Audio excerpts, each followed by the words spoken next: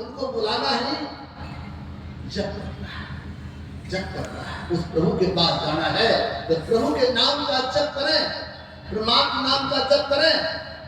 परमात्मा नाम का जप करना, परमात्मा के बहुत नाम है, लेकिन बहुत नामों में से एक नाम का जप करें। मतलब अपने आप को समेटें, बाहर जो फैले को समेटें, समेट के एक नाम का जप करते हैं। इससे क्या होता है, बहुत नामों में जो फंसे हुए हैं जन्म जन्मांतर से, बहुत नामों से एक नाम पर पाते हैं। जल्दी एक नाम पर नहीं आ पाते हैं। इसके लिए संतों का प्रयास कीजिए, प्रयास करने की जरूरत है। तरत तरत अभ्यास के जरमती हो चुदान रस्म याद जाते दिल पर गलत निशान। अभ्यास करते करते फिर एक नाम का जब जप होने लगता है, जप की बड़ी महिमा है। जप की बड़ी महिमा, जब आप जप करते हैं तो जो जप करने लगते हैं तो जिनको आप बुलाते हैं वो गर्वित हो जाते हैं, उनकी कृपा बरस जाती है। जब उनकी कृपा बरसती है तब उनका दर्शन होता अपने अंदर में। लेकिन दर्शन तब होगा जब आपका अंतःकरण शुद्ध हो जाएगा। और अंतःकरण शुद्ध करने का एक उपाय है, गुरु जाप मानस, ध्यान मानस कीजिए दीक्षांतर।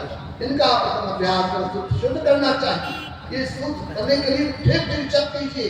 यही साबुन है, कपड़े की सफाई होगी, साबुन लगाइए और जैसे साफ होगा तब वो प्रभु का दर्शन होगा। कुछ बात महाराज संत से भी महाराज ने पूछा, महाराज इतना मेहनत करते हैं दर्शन क्यों नहीं होता है? तो हुजूर कहते थे, फुलवरी में जाते हो ना तो देखते होंगे वहां पर बड़े बड़े बाबू साहब भी रहते हैं, इंजीनियर साहब रहते हैं, अफसर भी रहते हैं, और वहां पर कोला ढोने वाले कर्मचारी भी रहते हैं। कोला ढोने वाले से कोला को हटाता है, थक जाता क्या करता है, उस पर बैठ जाता है, उनका कपड़ा काला स्वतः बैठ जाता है। जो ऑफिस में बैठे रहते हैं बाबू साहब इसी कमरे में, वो भी आता देखने के लिए आके देखता है, लेकिन वो बैठता नहीं है। कहे कर्मचारी से सर जरा बैठ जाइए, थक गए हैं, नहीं बैठे, क्योंकि उनका कपड़ा साफ है, उनका कपड़ा पवित्र है, और जगह जो बैठने का गंदा है। एक बाहर के मालिक आपके साथ नहीं बैठता है, और परमात्मा को आप अपने हृदय में करना चाहते अपने गुरु को, तो वो कैसे होंगे? तो उसको साफ करना पड़ेगा। एक संत ने रचा का दिल का हुजरा साफ कर जाना तो आने के लिए, ध्यान गहरों का उठा उसको बैठाने के लिए, अपने दिल के हुजरे को, अपने कोठरी को साफ कीजिए। जब साफ कीजिएगा ना तब उनका दर्शन होगा।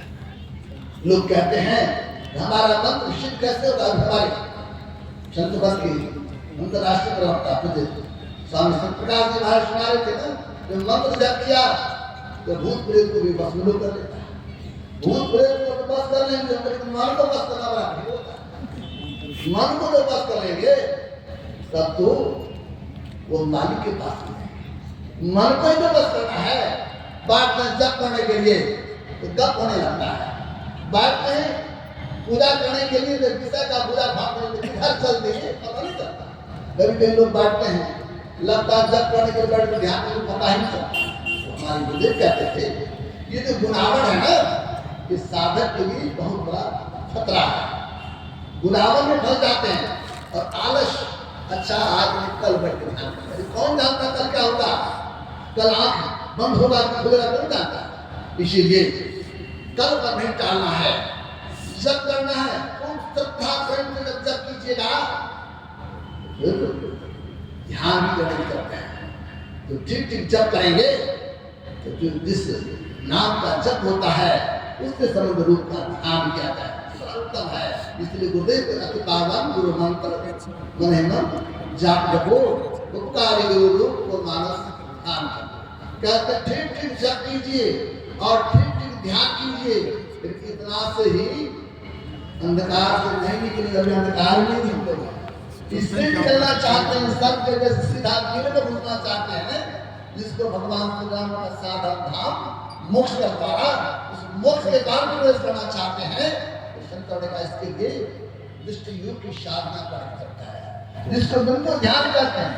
हमारे गुरुदेव की वाणी में आया है, संसार में जितने भी रूप है सारे रूप का भी बिंदु होता है।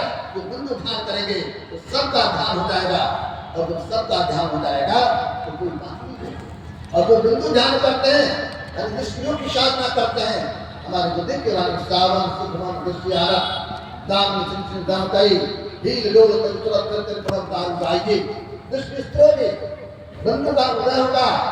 और जहाँ बंधु का उदय होता है स्वतः अंधकार से प्रकाश में जाते हैं, स्थूल से सूक्ष्म में प्रवेश करते हैं और वहीं पर बहुत सारे शब्द भी मिलते हैं, लेकिन बहुत सारे शब्दों में से जो शब्द आपको गुरु बता दिया है उस शब्द के सहारे अपने अंदर में चलिए और अपने अंदर में चलकर उस परमात्मा के पास अठगामा से निकल जाइएगा।